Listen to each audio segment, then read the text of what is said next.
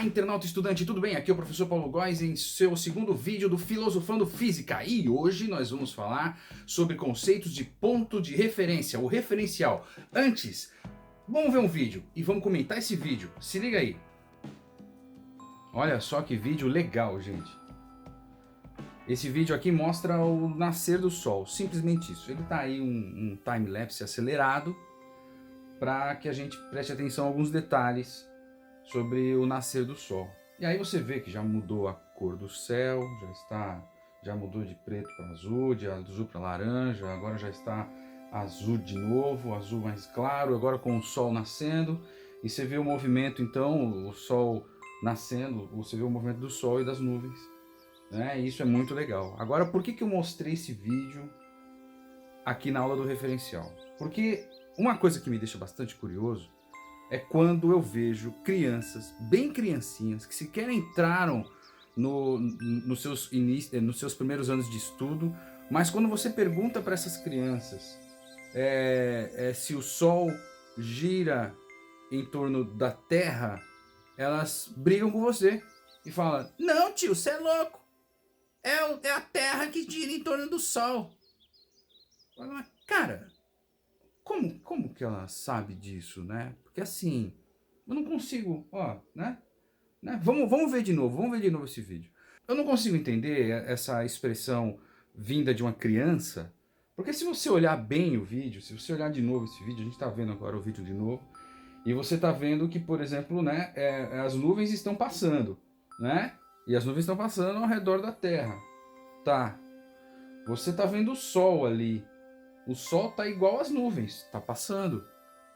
E então, na minha ideia inicial, né, antes de conhecer um pouco de astronomia, antes de conhecer um pouco, né, de física, assim, eu até diria que não tem outra opção. Eu acho que assim como as nuvens passam em torno da Terra, o Sol ali está passando em torno da Terra. Logo, o Sol está girando em torno da Terra, assim como eu vejo a Lua girando em torno da Terra.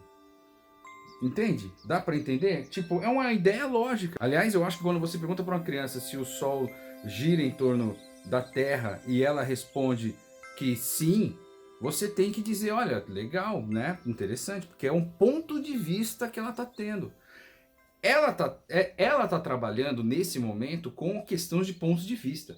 E olha só, a criança que chegar para você e disser que o Sol gira em torno da Terra, ela não está errada não, tá? Ela não está errada não. Aliás, pare de achar que as pessoas estão erradas porque estão vendo de pontos de vista diferentes, tá? É importante você ver que essa aula, inclusive, vai ajudar você a tentar analisar sempre o ponto de vista do outro. Analisar o porquê que aquela pessoa disse tal coisa. Quer ver? Imagina só, a gente está aqui na Terra, tá vendo o Sol girando em torno da Terra, ok, né? Agora, se você fala para qualquer pessoa que é a Terra que gira em torno do Sol, você está se colocando num ponto de referência muito distante de onde você está. Porque onde você está aqui na Terra, em qualquer canto que você estiver aqui na Terra, você vai ver o Sol girando em torno da Terra e não o contrário. Você não vai ver a Terra girando em torno do Sol. Para você ver a Terra girando em torno do Sol, ou você vai ter que ter um ponto de referência no Sol, fica muito difícil porque no Sol é quente pra caramba, ou você vai ter que ficar no espaço. Agora eu tô vendo. Ali, ó. Mas tem que ficar aqui um tempinho, né? Você vai ter que ficar um tempinho lá em cima esperando a Terra dar a volta no Sol inteira. E para isso acontecer, ela vai levar aí então 365 dias, né? Que é um ano. Então, ou seja, realmente, né? Essa é uma questão de ponto de referência, entende? Então, se no seu ponto de referência o Sol estiver parado, aí você pode dizer que a Terra está em movimento. Se no seu ponto de referência a Terra está parada, então você tem que dizer que é o Sol que está em movimento, tá? Então, para você a Terra está parada, mas se você estiver olhando lá no espaço, você está vendo que a Terra tá no pinote. E assim são várias coisas na vida, e na aula de hoje nós vamos trazer vários exemplos e vamos mexer um pouco com essa brincadeira de brincar com o ponto de referência. Vamos ver aí.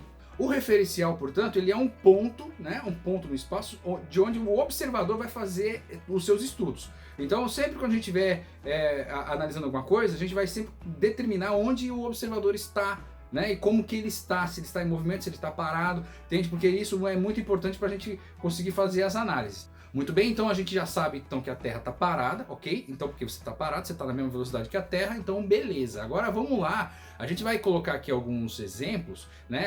Vamos colocar alguns pontos de referência em locais estranhos para você começar a analisar diferentemente algumas coisas que você já analisa normalmente, tá? Então vamos lá. Primeiro vamos imaginar que você coloque o seu ponto de referência desde o dia que você nasceu até hoje em você, tá? Então, vamos filosofar um pouco. Pensa aí, se você colocar o ponto de referência em você eternamente, você nunca saiu do lugar. As coisas é que foram até você em todas as vezes da sua vida. Então, quando você saiu de casa e foi para a escola, isso quando alguém viu você saindo de casa e indo para a escola, você na verdade só viu que a sua casa estava se distanciando e que a escola estava se aproximando. Quando você chegou na escola, na verdade, você só viu que a escola chegou até você. Você não vai até os lugares, você na verdade está parado, se você colocar o ponto de referência em você. Então se coloca o ponto de referência em você, você é um observador eterno, então você não sai do lugar. Cara, olha que louco, você não sai do lugar. Meu, você nunca saiu do lugar. Você nunca saiu do lugar. As coisas é que foram até você. E elas vão até você por quê? Porque você vai pra frente. Peraí, mas você que vai pra frente? Não sei. Eu tô achando que na verdade você empurra a Terra pra trás. Tanto que você empurra a Terra pra trás, né? Tanto que você empurra a Terra pra trás e a Terra te empurra pra frente. Outra coisa que acontece às vezes é você ver um acidente. Por exemplo, você viu lá um acidente, né? Um amigo seu sofreu um acidente, né? E você vai visitar o cara no hospital. Fala, mano, o que aconteceu, cara? Você bateu o carro. Putz, bicho, por que você bateu o carro, bicho? Você não viu o poste ali? Aí ele vai dizer, na verdade eu até vi, mas né, eu entendi o porquê que aquele poste saiu de onde ele tava e veio pro meio da rua e acabou batendo em mim. Tá olhando do ponto de vista dele, certo? Do ponto de vista dele, não foi ele que saiu da pista e bateu no poste. Olhando de fora foi.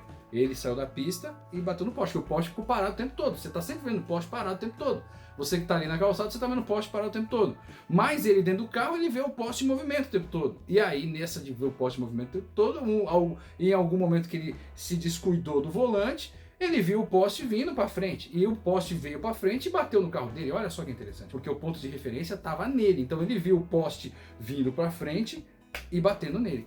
Outra brincadeira aqui com a referência também, a gente pode fazer com aquela frase, se a montanha não vai até Maomé, então Maomé vai até a montanha, certo? Se o Maomé está indo para a montanha, está direcionado e andando para a montanha, né? E a gente tem um ponto de referência na montanha, a gente está vendo o Maomé indo até a montanha.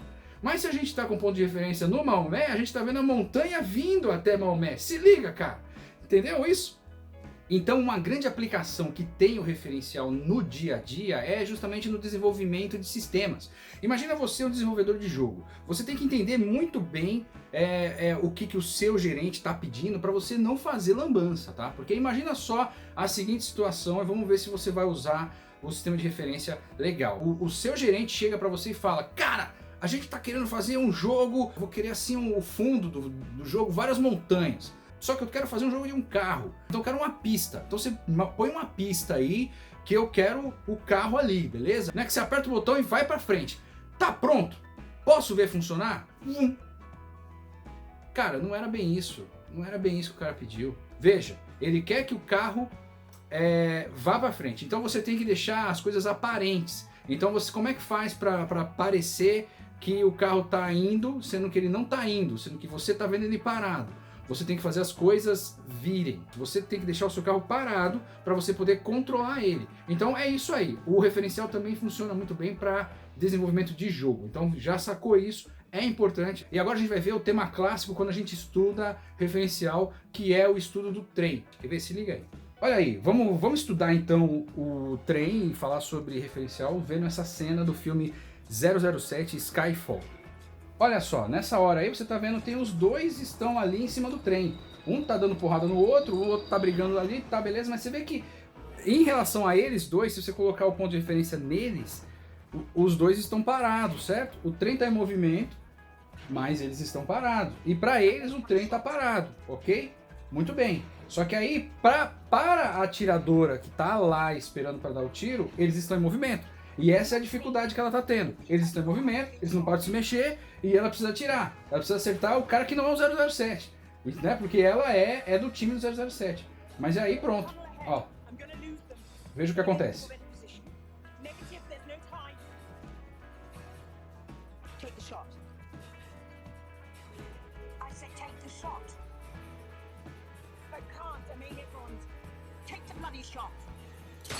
Pronto.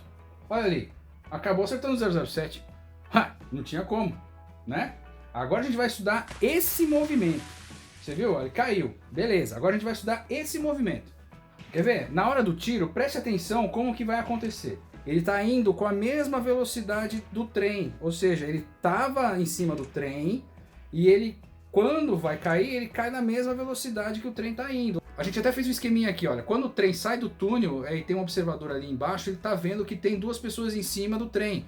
De repente, uma pessoa sai do trem. Quando ela sai do trem, ela vai continuar na velocidade que o trem estava, só que ela vai começar a cair, né? Porque afinal de contas o trem continua seguindo, mas ele vai caindo. É isso que ele vê. E você vê isso exatamente nessa cena. Você está vendo que quando ele cai, quando ele toma um tiro, ele continua a velocidade dele. Ele continua a velocidade dele.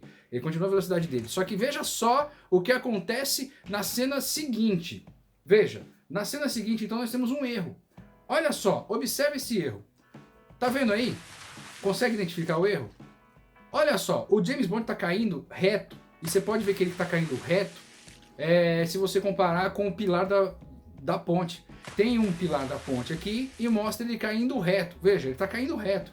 Mas para ele cair reto, ele não podia ter caído de um trem em velocidade. Ele tinha que ter pulado da ponte. Ele tinha que ter pulado da ponte, porque se o cara pulou da ponte sem velocidade nenhuma, aí ele cai reto. Você vendo de baixo, lá da ponte, onde está a câmera que filmou ele caindo, você vê ele caindo reto. Mas para ele cair reto, ele tem que ter vindo de um lugar parado. Porque se ele estiver em velocidade, então ele não poderia cair daquele jeito. Ele teria que continuar a velocidade que ele tem, né? Ele continuaria a velocidade que ele tem. Nada freou ele para ele ficar reto. Ele continuaria aquela velocidade que ele tem, ele teria que cair de forma oblíqua no chão. Então ele jamais cairia reto, como você está vendo aqui. Tá vendo aí? Veja, quando você está vendo ele, na hora que cai, ele tá avançando, né, na mesma velocidade do trem. Essa cena tá certinha. Ele saiu do trem, ele continua avançando na velocidade do trem. Perfeito. A cena seguinte está errada, porque ele cai reto. E ele não poderia cair reto. Ele vai fazer um movimento oblíquo. Ele vai sempre fazer um movimento oblíquo, porque ele vai seguir a velocidade que estava, aquele objeto que estava em movimento, e vai sofrer então a força da gravidade empurrando ele para baixo também livremente. Claro que para ficar bom no filme, né, isso vai ser editado, tal, melhor, a história fica melhor contada, sim, obviamente, né? Mas a gente sabe que a gente está analisando aqui fisicamente, e o movimento então tinha que ser oblíquo e não reto. Muito bem, acho que isso já deu para esclarecer, então vocês já entenderam como que a gente pode ver as coisas e que o jeito que a gente vê as coisas depende do nosso referencial. Isso é legal. Agora a gente vai mostrar um vídeo aqui para fechar essa história, antes de entrar nos exercícios. Nós vamos mostrar um vídeo de um abastecimento aéreo.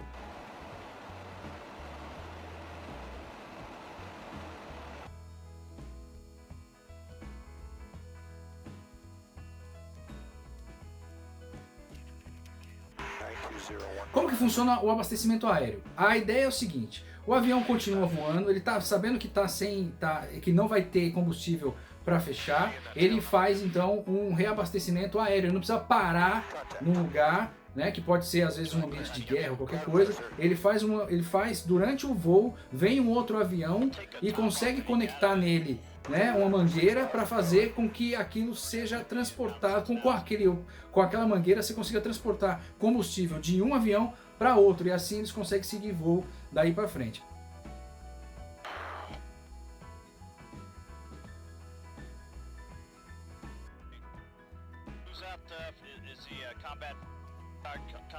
Então você vai ter um piloto para esse avião tanque, você vai ter um piloto para o avião que precisa de reabastecimento, e você vai ter um operador dessa mangueira que vai direcionar e vai colocar ela de forma certa. E para isso, os aviões voando em pleno voo, eles precisam estar aparentemente parados, senão não rola. Então, para isso acontecer, um precisa estar aparentemente parado para isso acontecer. Então veja que no ponto de vista de cada um dos pilotos, os aviões devem estar parados, senão não funciona.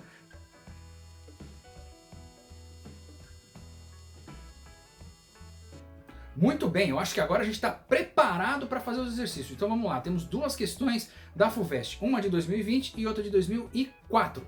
Vamos lá, essa aqui é uma questão da FUVEST de 2020. Um drone voando na horizontal em relação ao solo, como indicado pelo sentido da seta na figura, deixa cair um pacote de livros. A melhor descrição da trajetória realizada pelo pacote de livros, segundo o observador em repouso no solo, é dado pelo percurso descrito na trajetória 1, trajetória 2, trajetória 3, trajetória 4 ou trajetória 5. Bom, se você quiser resolver isso aqui antes da gente, dá uma pausa no vídeo. Mas, se você continua, a gente vai resolver. Aqui a gente tem as seguintes observações aqui. A gente tem que verificar que o observador está em repouso, ou seja, a gente está vendo de fora, a gente está em repouso, e o drone está em movimento. Veja pelo sentido da seta que ele está em movimento ali para a direita. E é igual ou parecido com o movimento que o James Bond estava tendo lá. Então, a pergunta que ele está fazendo é como é que vai ser a trajetória do pacote que ele liberar. E os drones que fazem entrega, hoje eles levam o objeto até o lugar, desce e depois ele solta. Esse aqui é meio ignorante, né? Ele está andando e solta, e larga. Não, aí realmente o trajeto é outro. Veja, se ele tivesse parado e soltado, seria a trajetória número 2 ali, tá? Mas ele está voando e soltou, então o objeto, o pacote, ele vai continuar tendo o movimento, vai continuar tendo a velocidade do drone, vai manter a velocidade do drone por um tempo e vai começar a cair. Então isso, olha, você teria aqui, olha, o número 5 não é, porque ele não está caindo na hora que solta, ele só estaria caindo lá na frente. Né? O número 3 também não é, porque ele não faz, ele já começa como se já tivesse sido arremessado para baixo, mas não, ele só solta. Então só pode ser a número 4. A número 1 nem dá para dizer que é, porque para ser a número 1 você teria que estar jogando o pacote para trás. Então aqui a resposta certa é a trajetória número 4, então é a letra D. Veja que essa pergunta você só consegue fazer conhecendo apenas o referencial, sabendo o que é referencial. Muito bem? Vamos ver a segunda questão. Muito bem, então agora vamos resolver essa questão aqui da FUVEST de 2004. Vamos lá. Um jovem em uma praia do Nordeste vê a Lua a leste, próxima ao mar. Ele observa que a Lua apresenta sua metade superior iluminada, enquanto a metade inferior permanece escura. Essa mesma situação, vista do espaço, a partir de um satélite artificial da Terra, que se encontra no prolongamento do eixo que passa pelos polos, está esquematizada parcialmente na figura, onde J é a posição do jovem. Pode-se concluir que, nesse momento, a direção dos raios solares que se dirigem para a Terra é melhor representada por... Aí é só dar uma olhada na figura. Então vamos dar uma olhada na figura e entender quais são as possibilidades. Então antes de começar, se você quiser resolver sozinho, dá uma pausa no vídeo, resolve e volta. Mas se você continuou, então a gente continua aqui também. Você vai ver que você consegue resolver isso somente pensando no referencial, que é essa ideia dessa questão. Por isso que ele confunde, ou ele tenta confundir você, mostrando o leste na imagem à esquerda e não à direita, como toda a Rosa dos Ventos mostra.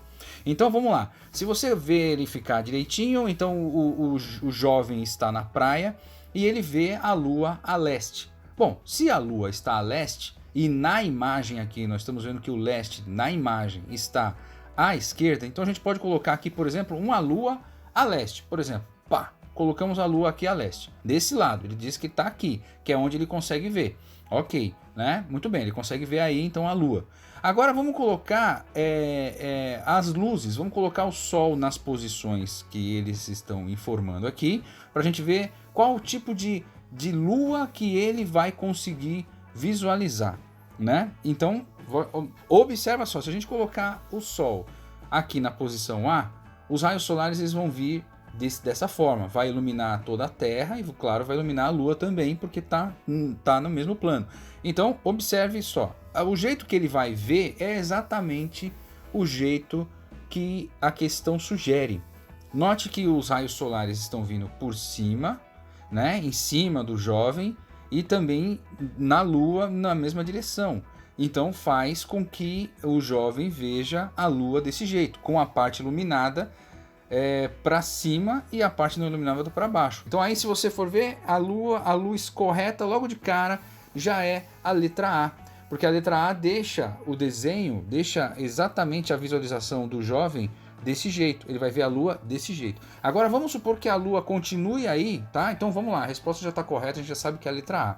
Vamos continuar aqui para você ver como que seria a visão que o jovem teria da Lua se o Sol tivesse nas outras posições. Observe só, se você coloca o Sol na posição B, então a luz do Sol vai vir inteira, né, para a Terra e para a Lua, e a Lua, ao invés de ser meia Lua, o jovem vai estar vendo uma Lua cheia. Por quê? Porque ele está vendo a Lua inteiramente iluminada, né, pelo Sol. Por isso que vai ver a Lua cheia, né? Se você coloca ele na posição C, né? Se você põe ele o Sol na posição C, o jovem vai ver a Lua invertida, ou seja, ele vai ver a Lua com a base iluminada para baixo e a parte de cima não iluminada, não é? Exato. Se você coloca a iluminação no D, na posição D, então você vai ver, tipo, o jovem vai ver apenas uma pequena parte da Lua iluminada. Então aqui já seria a Lua minguante, né? O desenho da Lua é esse que você está vendo aí. Agora, se ele tivesse na posição E, se o Sol tivesse na posição E, então o jovem veria a Lua nova, ou seja, aquela Lua que você não vê nada, a Lua que você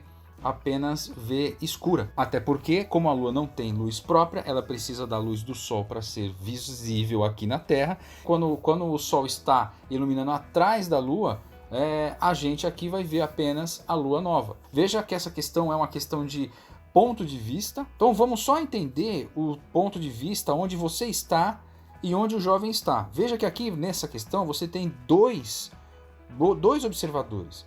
Um observador que é o jovem, que está vendo a Lua, e por ele estar na Terra, ele está vendo a Lua no leste. Só que a questão espera que você, observador, diga onde que está a luz do Sol.